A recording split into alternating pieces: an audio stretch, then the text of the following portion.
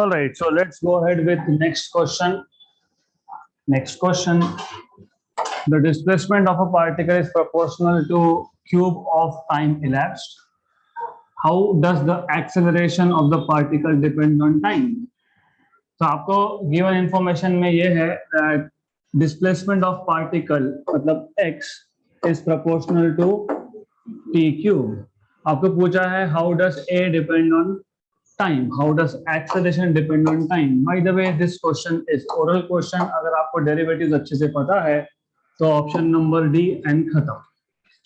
Because अगर आपको derivative पता है तो आपको ये पता है कि वेलोसिटी मिलेगा बाय डेरिवेटिव ऑफ डिस्प्लेसमेंट. और यहाँ पे जो प्रोपोर्शनलिटी का साइन आपने लिखा है इसको हटा के you can put some constant always. So some constant k into T cube. Then as you know कि जब आप पहली बार डेरिवेटिव लोगे, अगर आपको फॉर्मूलाज याद है, if you remember derivative of t raised to n with respect to t is n times of t raised to n minus 1. तो जब पहला डेरिवेटिव लेंगे तो पावर 1 से कम होगा, मतलब वेलोसिटी में t का पावर आएगा 2. और वेलोसिटी का डेरिवेटिव क्या देता है आपको? एक्सेलरेशन. तो जब सेकेंड टाइम डेरिवेटिव लोगे तो पावर रह जाएगा 1. तो a is proportional to t. Good, देखते हैं, we'll solve this. Then you will have here v equal to d dt of x, but x is k t cube. तो k constant है. Constant of proportionality को बाहर रखते हो, मतलब constant is always taken out from the derivative. t cube का derivative as I told you by this formula is 3 into t raised to 3 minus 1, मतलब 3t square. तो ये आ गया वेलोसिटी. अब आप एक्सेलरेशन जब निकालोगे तो आप सेकेंड डेरिवेटिव ऑफ डिस्प्लेसमेंट मतलब डेरिवेटिव ऑफ वेलोसिटी लोगे. तो डेरिवेटिव ऑफ वेलोसिटी मतलब d dt of this is 3k t square. Okay, good. Then इसका डेरिवेटिव जब लोगे आप तो what you will have is a equal to 3k constant, constant outside, t square का derivative आ जाएगा 2t. तो t स्क्वायर का डेरिवेटिव आ जाएगा आपके पास 2t, मतलब a is equal to 6kt, मतलब a is proportional to t. Option number D. ये it is not correct. So I mean this is not correct, तो याद रखना. तो बाय द वे मैं वापस रिपीट कर रहा हूं, जिन लोगों को डेरिवेटिव्स नहीं पता है उनके लिए, and it is very very simple task, extremely simple thing. आपके पास इंफॉर्मेशन था डिस्प्लेसमेंट का. They are telling you displacement is proportional to time cube. Then you should know कि प्रोपोर्शनलिटी कांस्टेंट आप लिख सकते हो, any constant k t cube. आपको पूछा है how does acceleration depend on time. तो पहले तो वेलोसिटी निकाल लो which is dx by dt. तो v equal to d dt of x, x is k t cube. इसमें से आप k निकाल लोगे आउटसाइड, तो d dt of t cube. Therefore you will have velocity v equal to k outside था, t cube का derivative था 3t square, k into 3t square. Therefore v equal to 3k t square आ गया. आपको acceleration चाहिए which is dv by dt. तो d dt of v that is 3k t square. Then 3k is constant taken out from derivative of t square. इसका formula अगर आपको याद होगा तो 2t आता है ये. I have written down formula over here. जो पावर में था क्या था 2, तो 2 को पहले लिखोगे, t raised to 2 minus 1 करोगे, तो this is 3k into 2t, मतलब a is equal to 6kt, मतलब a is proportional to t. Option number D.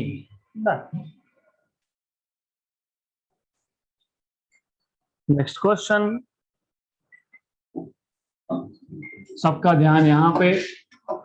Starting from rest, acceleration of particle is 2 into t minus 1. The velocity of the particle at t equal to 5 second is. तो ये पहला question है जिसमें हम integration use करने वाले हैं. तो it is good for all of you to pay attention and I'll go through some basics. Derivatives क्या है, उसका यूज क्या है, integration how it is opposite of derivative. सबसे पहले यू नीड टू नो, अगर आपको डिस्प्लेसमेंट पता है, मतलब डिस्प्लेसमेंट का इक्वेशन दिया है जैसे 2t square plus 3t something something, और आपको वेलोसिटी पूछा है, तो आप हमेशा लेते हो डेरिवेटिव। ऐसा क्यों करते हैं? क्योंकि हमने अभी अभी recently 1D motion theory classes में I have just told you, well by the way before I go to 1D motion, let us look at some basics. X-axis and Y-axis. If I have a line, how do you find slope of this line? हाँ, tan theta, but school में आप y2 minus y1 upon x2 minus x1 ऐसा करते हो। मतलब आप दो point लेते हो, ये x1 वैल्यू हो गई, ये y1 हो गई, यहाँ पे दूसरा पॉइंट ले लिया, this is x2 value and this is y2 value. So you say slope is y2 minus y1 upon x2 minus x1, इसी को लिखते हैं dy by d। मतलब डेरिवेटिव्स आपका स्कूल में ही इंट्रोड्यूस हो गया था विदाउट नोइंग कि it is derivative. Slope is nothing but derivative. Good. अब देन आई टोल्ड यू कि अगर मैं यहाँ पे हॉरिजॉन्टल लाइन ड्रॉ करता हूँ और अगर ये एंगल थीटा है, so you know this side is x2 minus x1, क्योंकि ये पूरा डिस्टेंस था x2, ये डिस्टेंस था x1, तो ये आ जाएगा x2 minus x1। सिमिलरली ये डिस्टेंस है y2, ये डिस्टेंस है y1, तो this much is y2 minus y1। What is tan theta? Opposite upon adjacent, तो ये ही tan थीटा भी आता है। Good, is this clear? यहां तक क्लियर? स्लोप मतलब y2 minus y1 upon x2 minus x1, उसी को dy by dx बोलते हो, और वही tan थीटा आता है। तो अगर आपको एंगल पता है तो आपको स्लोप पता है। यहां तक क्रिस्टल क्लियर? गुड। अब what we can do is, हम टाइम को हमेशा x एक्सिस पे नोट करते हैं।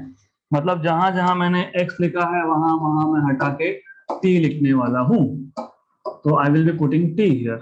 तो अब स्लोप हो जाएगा y2 minus y1 upon t2 minus t1, या फिर dy by dt। y is position of object which is moving along y axis।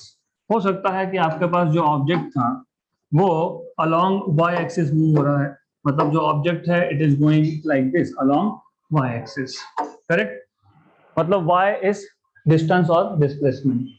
how do you define velocity? Distance upon time या फिर डिस्प्लेसमेंट ऑन टाइम। तो ये y मतलब क्या है? Distance या डिस्प्लेसमेंट अपॉन क्या है? टाइम।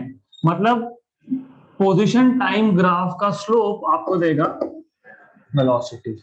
तो अगर आपके पास पोजीशन टाइम का ग्राफ है तो that is giving you velocity. अब ऐसा क्यों करना है? क्योंकि जो मोशन है, सी अगर आपको साइंस में अच्छा करना है, understand the difference if you want to do good in science, what does a normal human do? Normal human को कुछ पड़ा नहीं है, ऑब्जेक्ट मूव हो रहा है, how does it make any difference to him or her? But for you, you have to start thinking, अरे object move हो रहा था, जब मैंने देखा, तो आपका चॉइस है। अब जब आपने देखा तो आप टाइम को 0 ले लो, आपके ऊपर। आप बोल सकते मैंने अभी देखा 10 हुए, ठीक है 10 हुए, तो 10 बजे मतलब टाइम t1, उस पे इसका कुछ पोजीशन होगा, एनी पोजीशन, लेट अस से 1, तो ये एक पॉइंट मिल गया। फिर आपने 5 मिनट के बाद देखा तो 10:05, then you get position something else 2, then you draw a line, you find slope, और आपको मिल गया उसका वेलोसिटी, राइट? तो velocity is slope of position time graph. Derivative क्या बताता है आपको? डेरिवेटिव सिर्फ यही बताता है कि एक क्वांटिटी ये कैसे चेंज हो रहा है with respect to other quantity, not always time, in general any other quantity.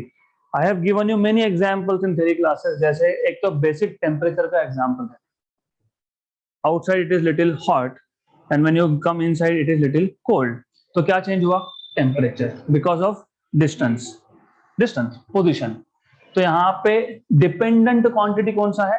Temperature, क्योंकि पोजीशन चेंज करने की वजह से टेम्परेचर चेंज हो गया। तो what is dependent is this here. इसी को मैं टेम्परेचर और डिस्टेंस को लिखता dt by dx। तो क्या चेंज हुआ? Temperature, because of change in position, correct? Good. Then अब एक इमेजिन करो, मैं यहाँ पे खड़ा हूँ, दिस इज माय पोजीशन, अभी 26 डिग्री सेल्सियस होगा, मैंने 35 कर दिया तो एक्स चेंज हो रहा है क्या? नहीं, एक्स इज कांस्टेंट। मैंने 50 डिग्री कर दिया, एक्स चेंज होगा क्या? नहीं। तो position is not dependent on temperature, but temperature is dependent on position. तो इसको आप बोलते हो डिपेंडेंट वेरिएबल। डिपेंडेंट वेरिएबल, इसको बोलते हो इंडिपेंडेंट वेरिएबल। तो डेरिवेटिव आपको सिर्फ इतना बताता है कि कोई भी एक डिपेंडेंट वेरिएबल कैसे चेंज हो रहा है with respect to independent variable. So how one quantity is changing with respect to other quantity. Motion में नॉर्मली नीचे independent is time and dependent is can be इधर पोजीशन, क्योंकि ऑब्जेक्ट जब move होगा तो विच टाइम उसका position change होगा, या फिर उसका वेलोसिटी चेंज होगा, या फिर उसका एक्सेलरेशन चेंज होगा। तो नॉर्मली हम वाई एक्सिस पे पोजीशन या वेलोसिटी या फिर एक्सेलरेशन प्लॉट करते हैं, और एक्स एक्सिस तो हम हमेशा नॉर्मली फिक्स करते हैं, that is time. Position time graph से आपको मिल गया वेलोसिटी, वैसे ही वेलोसिटी टाइम ग्राफ से आपको मिलेगा एक्सेलरेशन। तो डेरिवेटिव्स इतना ही इसका मतलब होता है, दैट्स इट। फिर अभी डेरिवेटिव्स के अलग अलग फॉर्मूलाज हैं, तो I will tell you some formulas today and then I will tell you integration कब करना। Number 1, you should know derivative का बेसिक फॉर्मूला। ये स्लोप को डेरिवेटिव बोलते हैं, हम इसको ही डिफरेंशिएशन बोलते हैं, it's the same thing. Slope is derivative, it is differentiation, nothing different. सबसे बेसिक फॉर्मूला, सबसे पहले ये समझ लो कि हमारे पास अगर x रेज टू n है, उसका हम डेरिवेटिव ले रहे हैं विद रिस्पेक्ट टू x। अब x रेज टू n की जगह पे you can also put f of x raise to n। तो I really prefer to do this, मैं बोलता हूं function of x। Function of x, आप चाहो तो यहां पे टाइम लिख सकते हो, यहां पे टाइम लिख सकते हो, तो t और t। ऐसा क्यों? मैंने अभी अभी एग्जांपल दिया, विथ टाइम ऑब्जेक्ट मूव हो रहा था तो पोजीशन चेंज हो रहा था, मतलब position is a function of time. हो सकता है particle is changing position as x equal to t, हो सकता है। What does this mean? Time 0 तो पोजीशन 0, टाइम 1 सेकेंड तो पोजीशन 1 मीटर, टाइम 2 सेकेंड तो पोजीशन 2 मीटर, टाइम 3 सेकेंड तो पोजीशन 3 मीटर। ऐसा भी हो सकता है, टाइम 0 तो पोजीशन इज 2 मीटर, मतलब particle was initially at 2 metre. Time 1 second तो position is 3 metre, time 2 second position is 4 metre. सिर्फ इतना मतलब है कि इनिशियल डिस्टेंस इज 2, तो particle initially was not at origin but वो था 2 मीटर पे।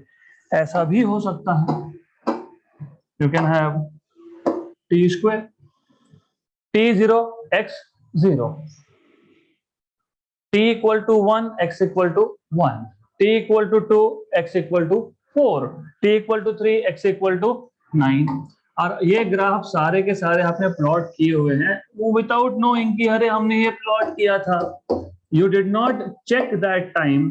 t0 x0 ये पॉइंट आ गया, t1 x1 यहाँ पे पॉइंट आ गया, ये 1 और ये 1। उसके बाद t2 और x की value 4 somewhere over here, then t3 and x की value 9 somewhere over here. Do you remember? ऐसा एक ग्राफ था and you said it is acceleration. तो क्योंकि हर एक जगह पे एंगल इज इंक्रीजिंग, यहाँ थीटा कम था, यहाँ थीटा बढ़ गया, यहाँ थीटा और भी बढ़ गया। थीटा बढ़ेगा मतलब क्या बढ़ेगा? स्लोप। और पोजीशन टाइम ग्राफ का स्लोप क्या देता है? वेलोसिटी। तो यहाँ पे वेलोसिटी कम था, यहाँ पे ज्यादा है, यहाँ पे और भी ज्यादा है। This is graph of acceleration, right? Good. तो हमको एग्जैक्टली पता अगर है कि x equal to t square है, x equal to t cube है, x equal to something something, x equal to t square minus 2t plus 1 है, तो ठीक। नहीं पता, सिर्फ इतना पता है कि x डिपेंड करता है टाइम पे, तो हम लिखते हैं general f of t। So f of t अगर रेज टू n आया तो आप इसको लिखते हो n f of t raise to n minus 1 d f of t by dt। ये थोड़ा हायर लेवल में जाता है but you need to know this. Good. तो I start from basic now. तो फंक्शन क्यों बताया? Because you need to know position depends on time, so position is the function of time. Functions तो हुआ होगा मैथ्स में, functions नहीं हुआ आपका, 1 on 1, 1 to 1, 1 to many, many to 1, nothing nothing, इसको फंक्शन बोलते हैं। जब एक क्वांटिटी, एक फिजिकल पैरामीटर दूसरे फिजिकल पैरामीटर पर डिपेंड करता है तो आप बोलते हो x is a function of time. Simple language, x depends on time, so x is a function of time. बाकी details you will learn in mathematics if you have mathematics, हमको इतना लगने नहीं वाला है एनीवेज। अब बेसिक फॉर्मूला देख लेते हैं, derivative of x raise to n। Simple language में just remember formula, n into x raise to n minus 1, इतना याद रखो। Then number 2, I have given you so many formulas of derivatives, so you need to remember derivative of sin x is cos x, derivative of cos x minus sin x, derivative of tan x, पक्का,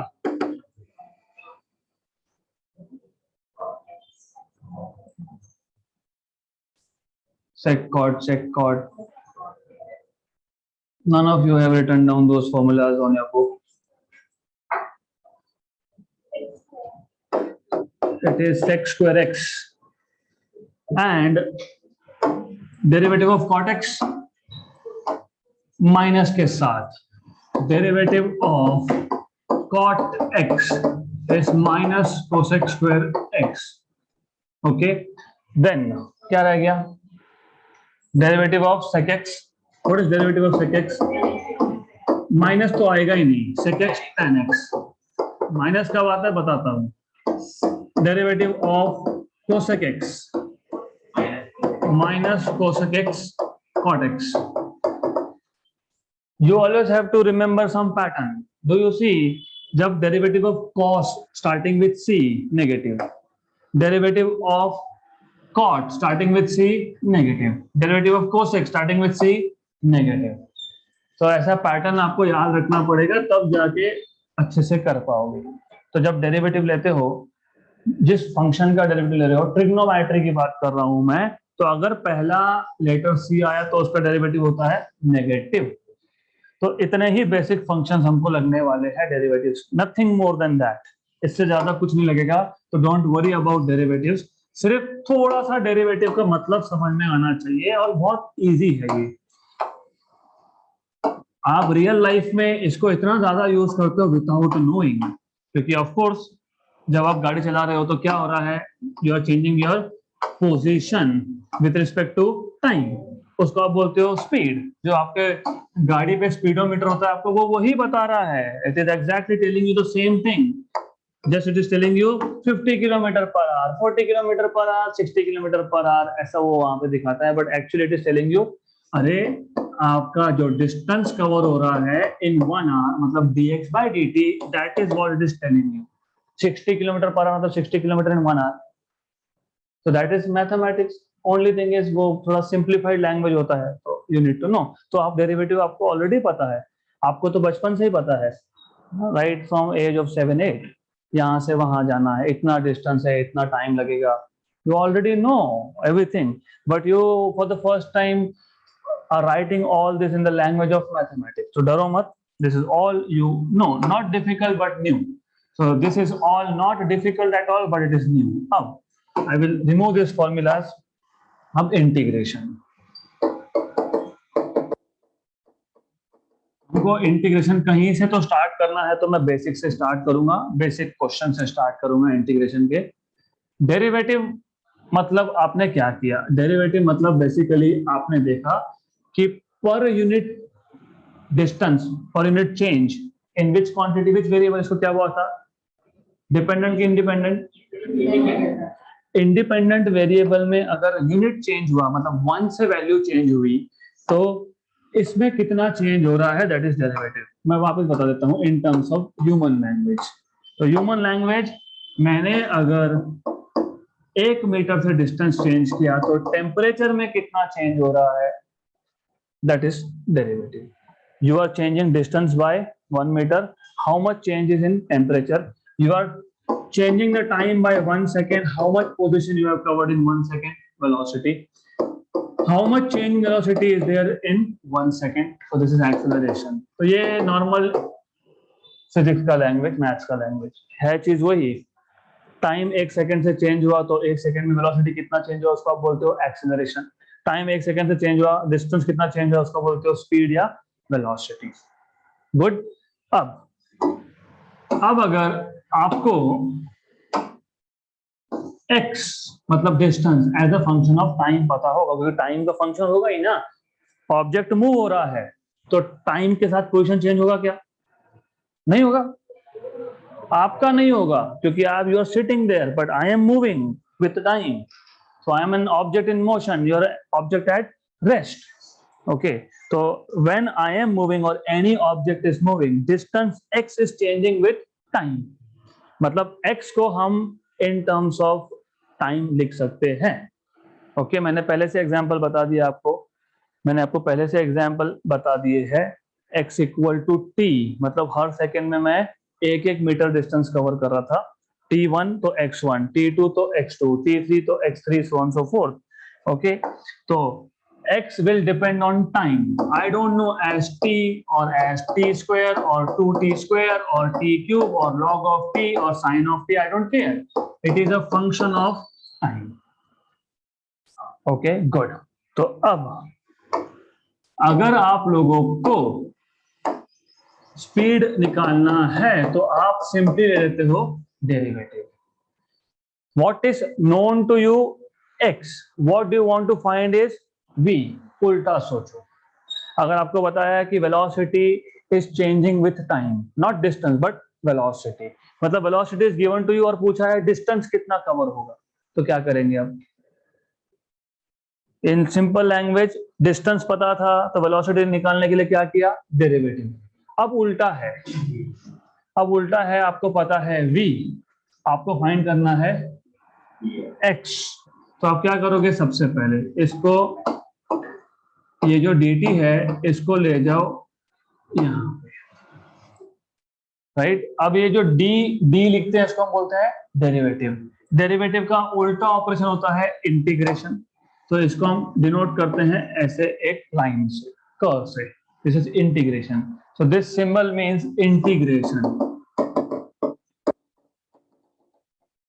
derivative का मतलब split करना, बड़ी quantity को छोटे छोटे quantity में split करना और फिर देखना अरे उतने 1 सेकेंड में क्या हो रहा है, that is derivative. Differentiation, differentiating, separating. Integration का मतलब होता है उल्टा, छोटे छोटे पीसेस को ऐड करना। पहले 1 सेकेंड में 2 मीटर कवर हुआ, फिर 1 सेकेंड में 2 मीटर कवर हुआ, फिर 1 सेकेंड में 2 मीटर कवर हुआ, ऐसे 10 सेकेंड तक हम लोग ऐड करते गए तो कितना मिलेगा? 20 metre. Integrate, bringing together, okay, addition. और फिर एडिशन, तो फिर एडिशन क्यों नहीं बोलते हम लोग, इंटीग्रेशन क्यों बोलते हैं? एडिशन मतलब इसका और एक सिंबल है, इसको आप डिनोट करते हो सिग्मा, समेशन। ये कब करते हैं, ये कब करते हैं? ये तब करते हो जब आपके पास फाइनाइट नंबर ऑफ क्वांटिटी हो, जैसे 1 सेकेंड में 2 मीटर, 1 सेकेंड में 2 मीटर, 1 सेकेंड में 2 मीटर, टोटल 10 रीडिंग है आपके पास, तो 10 रीडिंग को ऐड करना इज नॉट डिफिकल्ट, ऐड करते जाओ मिल जाएगा। बट अगर मेरे पास इनफाइनाइट नंबर ऑफ रीडिंग्स है तो फिर मैं ये यूज ही नहीं कर सकता, तो we have to use some other formula, तो उसको हम समेशन की जगह पे लिख देते हैं इंटीग्रेशन। तो इंटीग्रेशन कब? When you have continuous change, पहली बात तो कंटिन्यूअस चेंज, दूसरा लार्ज नंबर, तो इंटीग्रेशन। अब समझा है तो ठीक, नहीं समझा है तो कोई प्रॉब्लम नहीं, सिर्फ इतना समझ में आना चाहिए जैसे मैंने बताया। अगर आपको x पता है तो डेरिवेटिव लेके आप v फाइंड करोगे, अगर आपको v पता है और x फाइंड करना है तो आप इंटीग्रेट करोगे। Now you see derivative of x raise to n is n x raise to n minus 1। यहां पे एग्जैक्टली उल्टा फॉर्मूला होता है, वो कैसे आता है बता देता हूं। Integration of x raise to n dx is equal to x raised to n plus 1 upon n plus 1. Wait, don't be in hurry. It is exactly opposite. सिर्फ प्रॉब्लम क्या है यहाँ पे? n minus 1, वहां पे n plus 1। ऐसा कैसे आया तो बता देता हूँ कैसे। मैंने क्या बोला था, इंटीग्रेशन इज अपोजिट ऑपरेशन, तो यहां से dx को वहां लिखेंगे। फिर हम लोग क्या करेंगे, हम लिखेंगे sign of integration. The moment you put sign of integration on the left hand side, याद रखना this is important, this is really important. तो याद रखना यहाँ पे आपने इंटीग्रेशन का साइन लिखा, उसके बाद and bye the way derivative में कांस्टेंट को आप डेरिवेटिव के बाहर लिख रहे थे, है ना, तो यहाँ पे भी कोई भेदभाव नहीं, keep and outside, clear, okay good. Now अब ये कांस्टेंट है, कांस्टेंट तो कांस्टेंट है, इसको जहां चाहो वहां पे जाके लिख सकते हो, तो इसको मैंने कर दिया यहाँ पे डिवाइड। मैंने आपको क्या बताया, डेरिवेटिव और integration they are exactly opposite operation. This is one operation, me coming down, going up is another but opposite. मैं कहां पे था, ऊपर, नीचे, वापस ऊपर, मतलब मैं जब दो अपोजिट ऑपरेशन परफॉर्म कर रहा हूं तो वो क्या करता है, कैंसिल। आप एक सीढ़ी ऊपर चढ़ोगे, एक सीढ़ी नीचे आओगे, तो कहां पहुंचे वापस से सेम। डेरिवेटिव और इंटीग्रेशन क्या था, अपोजिट, तो ये दोनों हो गए कैंसिल, सिंपल, राइट। अब दिस फॉर्मूला और this formula is the same, कैसे, सिर्फ यहां पे आप देखो, यहां पे n-1 है, यहां पे n है, तो इसका मतलब यहाँ n तो वहां पे एक नंबर छोटा, तो मैं एक काम करता हूं, यहां पे एक नंबर को बड़ा कर देता हूं, चलेगा, स्टिल डिफरेंस इज द 1। यहाँ पे n था तो वहां पे n-1 था, यहाँ पे n+1 है तो वहां पे look is the same formula. मैं वापस रिपीट कर रहा हूं, it is too early to introduce such things, लेकिन जितना जल्दी बताऊंगा उतना आपको हेल्प होगा फिजिक्स में। सो अब what you have to remember, point by point, number 1, first thing you need to remember, memorise, जो करना है वो करो, but remember basic formula, formula of derivatives, ये आपको पता होना चाहिए। जैसे मैंने बताया, x रेज टू n का derivative n into x raise to n-1। Number 2, integration is opposite of derivative, that's it, this is all you need to know, खत्म, डन। तो यहाँ का डेरिवेटिव का फॉर्मूला वो डायरेक्टली आप इंटीग्रेशन में लिख सकते हो। मैंने बताया क्या करना है, सबसे पहले dx को क्या करना है, वहां पे शिफ्ट करना है, फिर डेरिवेटिव हटाना है, डेरिवेटिव हटाना है तो इंटीग्रेट करना पड़ेगा, इंटीग्रेट करना पड़ेगा, इंटीग्रेट करना पड़ेगा, और ये derivative integration they are opposite operation, तो कैंसिल। ये n कांस्टेंट था, इसको यहाँ पे लाके कर दिया डिवाइड, ये n और वहां पे n-1, तो एक का डिफरेंस है, लेफ्ट हैंड साइड का नंबर बड़ा है, राइट हैंड साइड का नंबर छोटा है, इसको यहाँ पे लेके आता हूँ, सिर्फ यहाँ पे इसको n+1 लिखता हूँ, तो वहां पे xn है, डन। तो बन गया नंबर 1 फॉर्मूला इंटीग्रेशन का, integration x raise to n dx। ये लिखना पड़ता है ना dx, क्योंकि ये बताता है कि कौन से वेरिएबल पे इंटीग्रेट कर रहे हो, टाइम पे कर रहे हो, डिस्टेंस पे कर रहे हो, स्पीड पे कर रहे हो, किस पे कर रहे हो।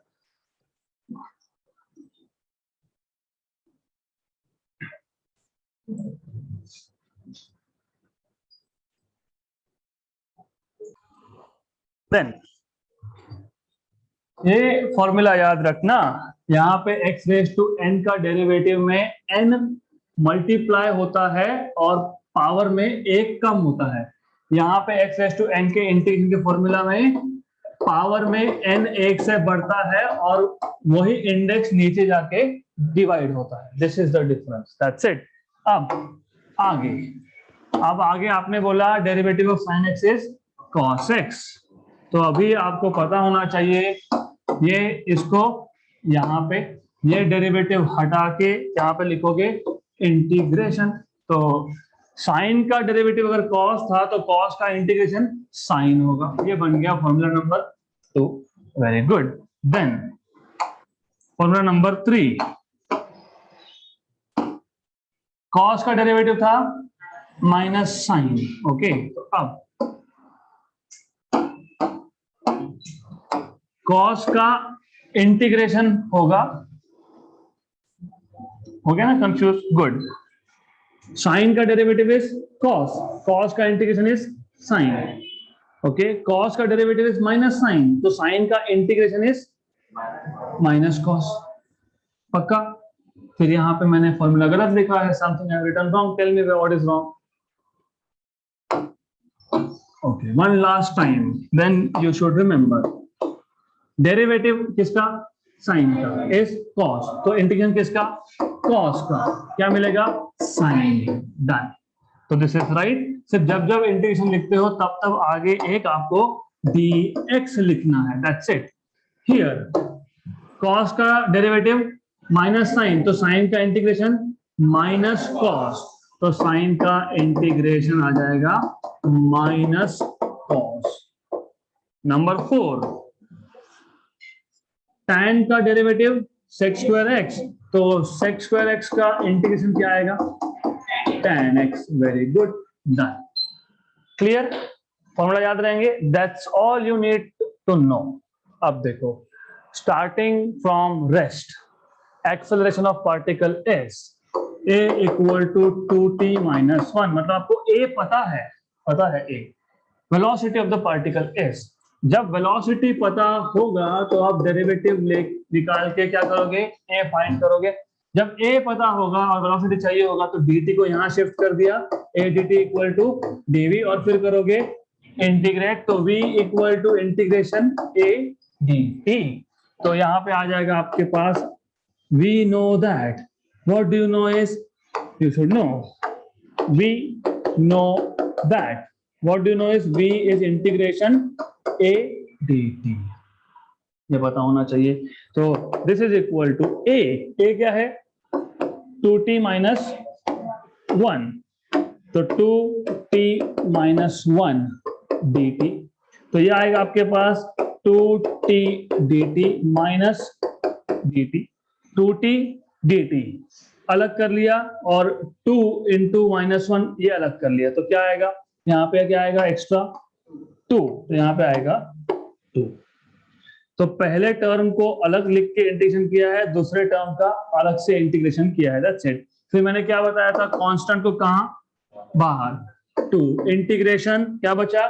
t dt minus 2 integration dt। अब do you remember x raise to n का इंटीग्रेशन का formula? x raise to n plus 1 upon n plus 1, यहाँ पे t रेज टू 1 है, इसका इंटीग्रेशन क्या आएगा? t raise to t square upon 2, क्योंकि t raise to 1 plus 1 upon 1 plus 1 minus 2।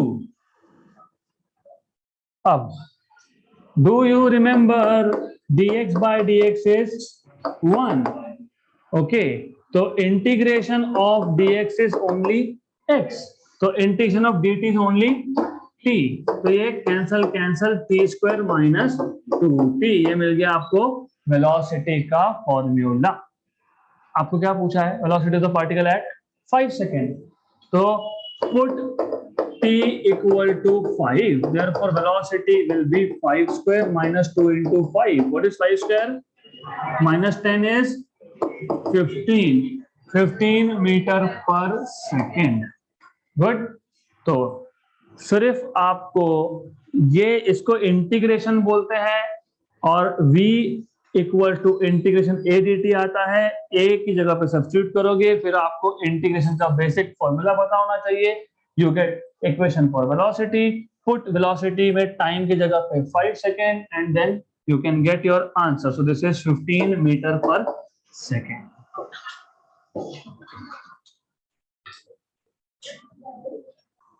Next question. A body is moving with uniform acceleration, describes 40 meter in first 5 seconds and 65 meter in next 5 seconds. Its initial velocity will be. इस question को solve करने के दो method है, उसमें से एक हम ऑलरेडी कर चुके हैं। आपको याद होगा हमने दो इक्वेशन बनाए थे दो अननोन में, और दोनों को सॉल्व किया था। तो मैं दोनों मेथड बता देता हूं। मेथड नंबर 1, सो मेथड 1 में first of all what information you have, so you have case number 1. What is case number 1? कि in time 5 second 5 सेकेंड में कितना डिस्टेंस कवर हुआ? 40। तो distance covered is 40 metre.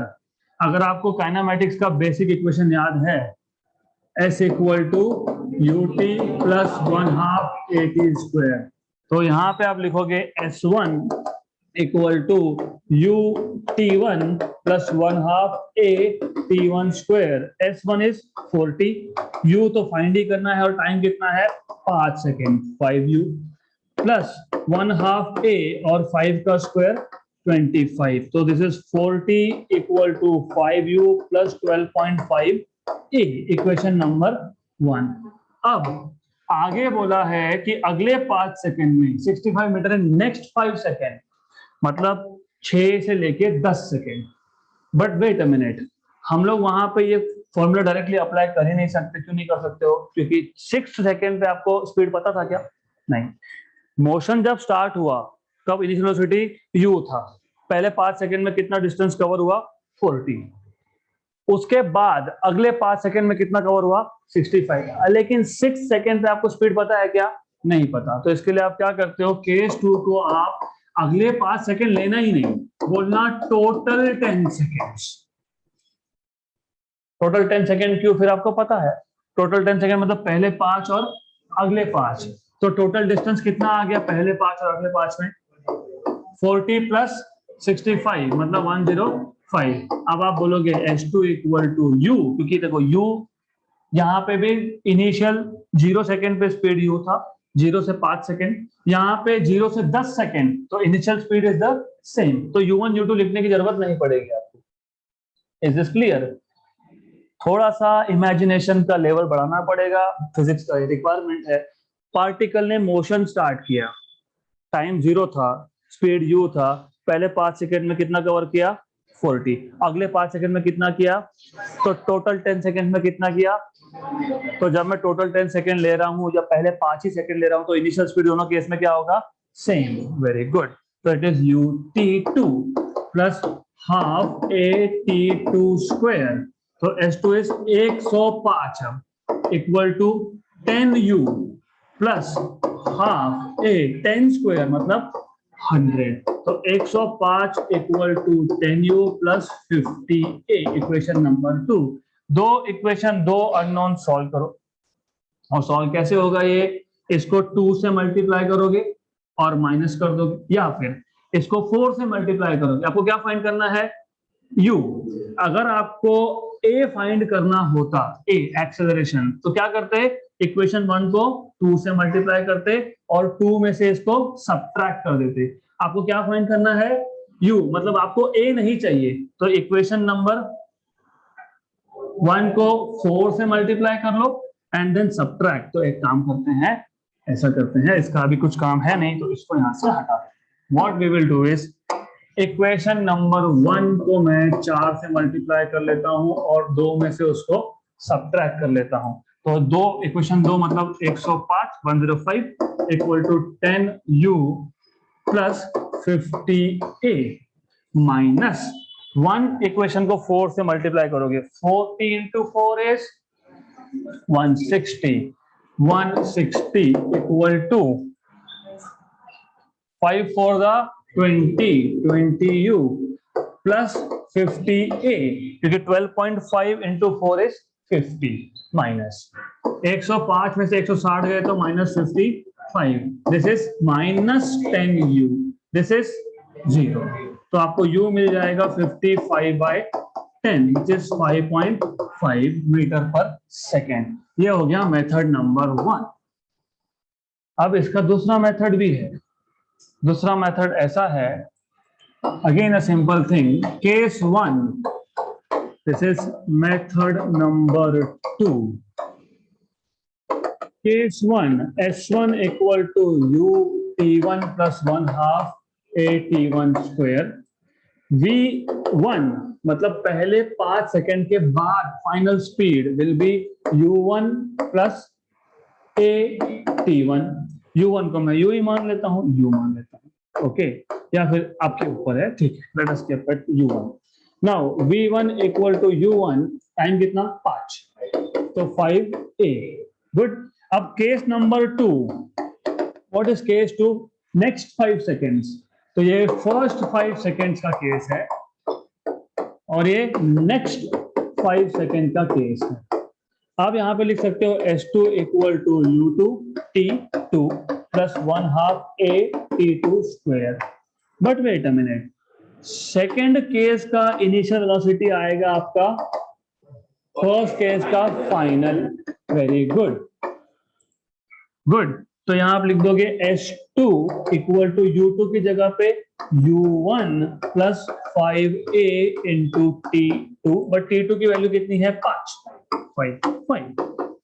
Plus half A 5 square, और S1 में भी तो T1 की वैल्यू कितनी थी 5 सेकेंड, तो ये आएगा S1 equal to this is 5 times of U1 plus 1/2 A into 5 square, मतलब 25/2, 5 स्क्वायर इज 25, तो ये आ जाएगा आपका 25/2 इंटू A।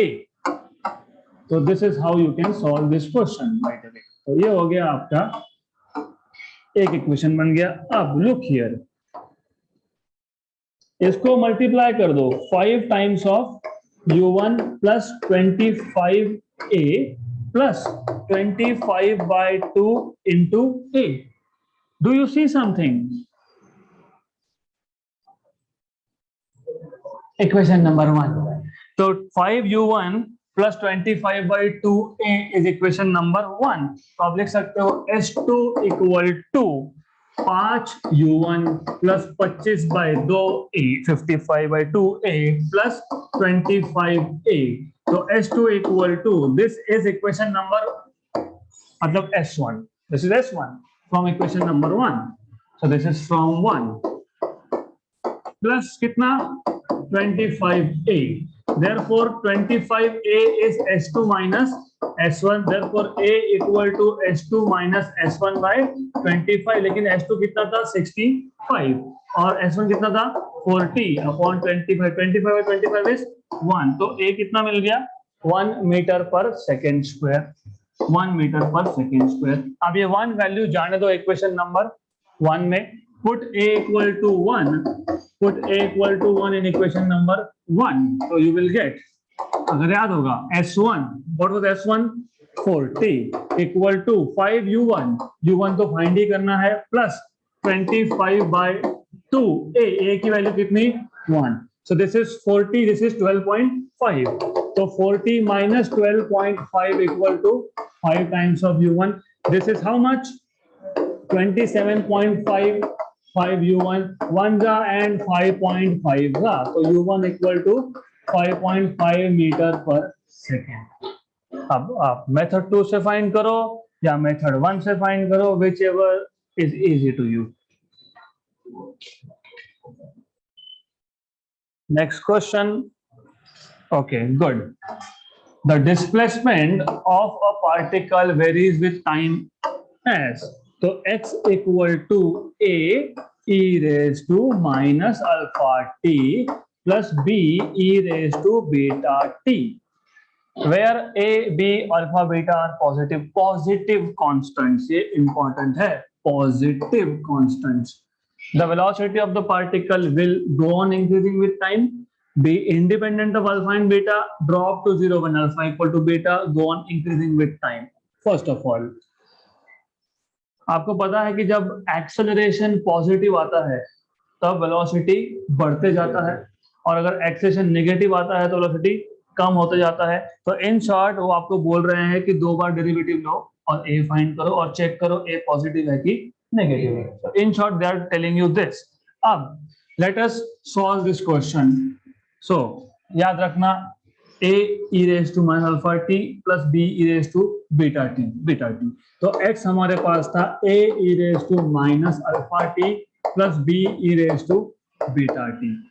अगर आपको x पता है तो वेलोसिटी कैसे निकालते हो, dx by dt, डेरिवेटिव। तो अब क्या करते हो, derivative of x and x is this much, तो x is this much, and आपको क्या बताया है a b अल्फा बीटा सबके सब कांस्टेंट। इस स्टेप के बाद what you will do is दोनों टर्म्स का अलग अलग से डेरिवेटिव लेना है, मतलब पहली टर्म का डेरिवेटिव लो and then take derivative of the second term, तो दो डेरिवेटिव्स आ जाएंगे यहाँ पे, फर्स्ट टर्म का and then second term. Now as I told you, a is constant and constant is to be kept outside. तो a constant है, constant को डेरिवेटिव के बाहर रखना पड़ेगा. This is what you need to know. तो ये आ गया आपका पहले टर्म का डेरिवेटिव प्लस सेकेंड टर्म के डेरिवेटिव में क्या कांस्टेंट है, b. तो b को डेरिवेटिव के बाहर रखना पड़ेगा. तो this is what you will have. यहां तक आई होप सबने किया होगा, इसके बाद अटक गए होंगे क्योंकि you don't know what is the derivative of e raised to something into t. So you should know formulas. So you must know derivative of whatever number it is, derivative of e raised to some constant kt equals to e raised to kt only into derivative of kt. मतलब in short e raised to some function of t का derivative जब निकालना होगा तो e raise to function of t को as it is रखो और multiply कर लो derivative of function of t. Simple. तो यहाँ पे भी e raise to minus alpha t का derivative e raise to minus alpha t आएगा multiplied by derivative of minus alpha t. आपको पता तो है माइनस अल्फा कांस्टेंट, वो outside dt by dt is 1. तो you already know this. Plus second term में भी वही b e raise to beta t का derivative e raise to beta t into derivative of beta t with respect to t. Good. Then you will have here, अब इसका derivative क्या आएगा minus alpha, इसका derivative क्या आएगा plus beta. तो ये आपको मिलेगा, you will get this as minus a alpha e raised to minus alpha t plus b beta e raised to beta t. ये आ गया आपके पास वेलोसिटी. फिर क्या चाहिए, एक्सेलरेशन. तो acceleration is dv by dt. मतलब ये जो ऊपर आपके पास v है इसका डेरिवेटिव, अब इसका डेरिवेटिव लेना पड़ेगा. You have to take derivative of this now. Take derivative of this. वापस से वही स्टोरी, पहले टर्म का डेरिवेटिव प्लस दूसरे टर्म का डेरिवेटिव अलग से. So taking two separate derivatives. अब minus a alpha constant e raise to minus alpha t का derivative plus b beta constant और e raise to beta t का डेरिवेटिव. तो minus a alpha e raise to minus alpha t का derivative e raise to minus alpha t into derivative of minus alpha t. Again कितना आया था वो minus alpha. तो यहाँ पे ऑलरेडी किया है हमने, e raise to minus alpha t का derivative is e raise to minus alpha t into derivative of minus alpha t. और यहाँ से आता है सिर्फ माइनस अल्फा, तो सिर्फ माइनस अल्फा आता है तो माइनस माइनस प्लस और ये alpha square. Very good. Similarly यहाँ पे आएगा b beta square e raise to beta t. ये आ गया आपका acceleration. Do you see anywhere negative? No, कहीं भी नेगेटिव नहीं है. नहीं, वो पावर छोड़ दो, एक्सेप्ट फॉर पावर. अब options go on decreasing with time. कैसे डिक्रीज होगा, सब तो पॉजिटिव आया तो डिक्रीज कैसे होगा, मतलब एक्सेलरेशन पॉजिटिव है तो वेलोसिटी कम होता है क्या? हाँ नहीं. दूसरा be independent of alpha and beta. अरे अल्फा और बीटा है ना, तो इंडिपेंडेंट है क्या? नहीं, डिपेंड्स ऑन अल्फा बीटा. तीसरा drop to 0 1 alpha equal to beta. क्या लेकिन वेलोसिटी के इक्वेशन में, मतलब यहाँ पे मैं अल्फा और बीटा की वैल्यू अगर इक्वल डालता हूँ, अल्फा इक्वल टू बीटा डालता हूँ यहाँ पे, in this case sorry in velocity कहाँ था हमारा, वेलोसिटी यहाँ पे है. If I put alpha equal to beta तो ये आ जाएगा minus a beta e raise to minus beta t plus b beta e raise to beta t. 0 हो रहा है क्या? नहीं. तो ऑप्शन नंबर सी भी करेक्ट नहीं है. तो आखिरी बचा कौन?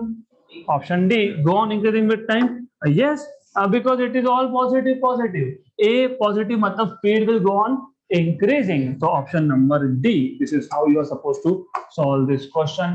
And that's it for today.